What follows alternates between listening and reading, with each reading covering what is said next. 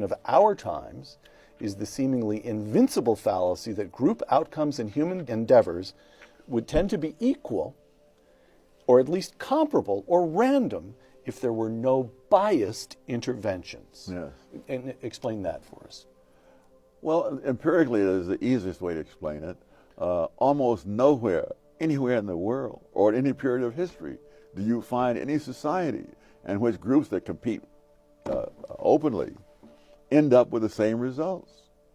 On the genetic side, by the way, there's a study of families where one of the kids becomes a National Merit Scholarship finalist.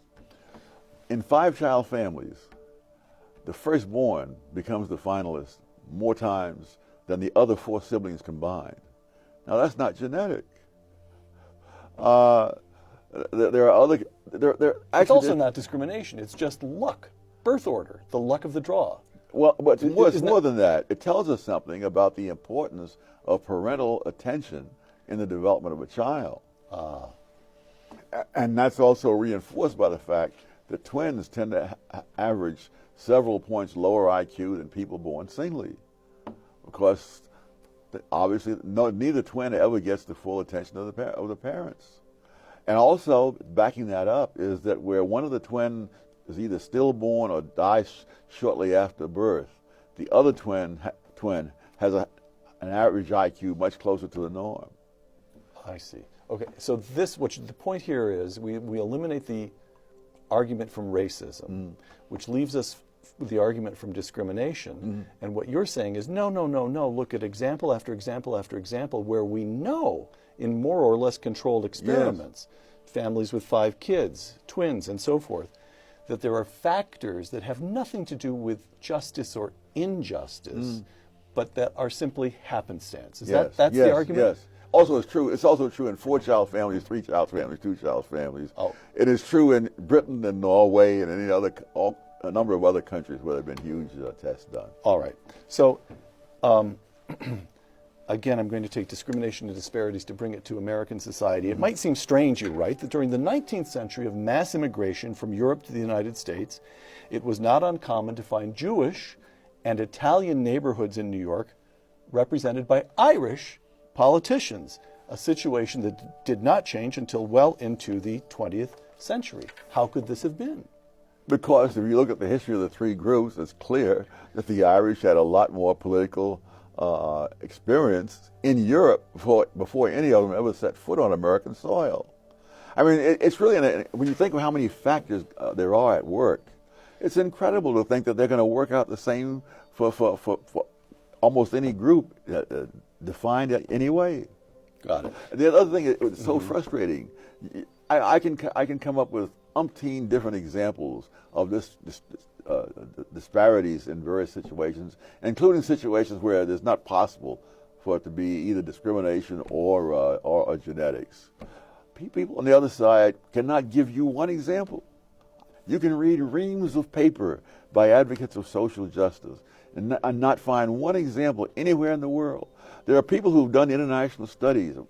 Braudel, I quote, the French historian. He said, in no society has all parts of the population had the same outcomes. All right. Underrepresentation or overrepresentation of various groups is not peculiar to the United States or to our times. For centuries, there have been countries where most members of various professions and most business owners in whole industries have been members of some subordinate minority. All right, you present a couple of examples. Let's take a couple of examples. The overseas Chinese in Southeast Asia. Oh, yes. Tell us about them. Oh, my gosh. Some people call them the Jews of Southeast Asia. Considering the numbers involved, you might call the Jews the Chinese of Eastern Europe. But there are country after country where over half of the retail outlets are by people who are Chinese. I mean, Malaysia, Indonesia, Thailand, whatnot. There are countries after countries where most of the billionaires are Chinese. Outside China. Outside China. And one of the other things, too, is this ties in to some extent with a genetic thing. As of 1994, there were 57 million overseas Chinese. and 1 billion people in China. The 57 million produce as much wealth as the billion people in China. All right. Jews in Eastern Europe, as another example of a subordinate group. Yes. Tell us about them. It's very common for retailing in many parts of Eastern Europe to be largely in the hands of Jews. Greatly overrepresented in universities. By the late 19th century, 1/3 the people at the University of Vienna were Jews, and they were usually the more successful students. Right. Indians in East Africa. Oh my gosh. And here you see something that ties in with a desire to confiscate the wealth of the wealthy.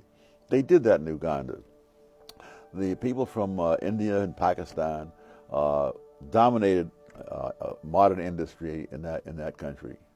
Eventually, of course, the politicians decided that they should be expropriated. They were expropriated. They were sent out, not allowed to take any wealth with them of any significance.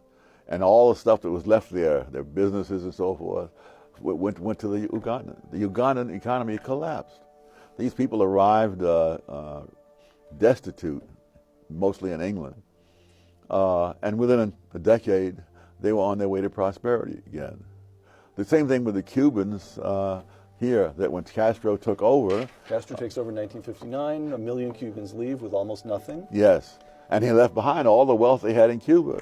You fast forward a half a century, and the Cuban-American businesses in the United States had a revenue that was larger than the revenue of the entire nation of Cuba. Close up the argument here. The underlying assumption of the social vision, the vision of social justice, that absent discrimination, roughly equal outcomes will prevail, is refuted by every page of recorded history.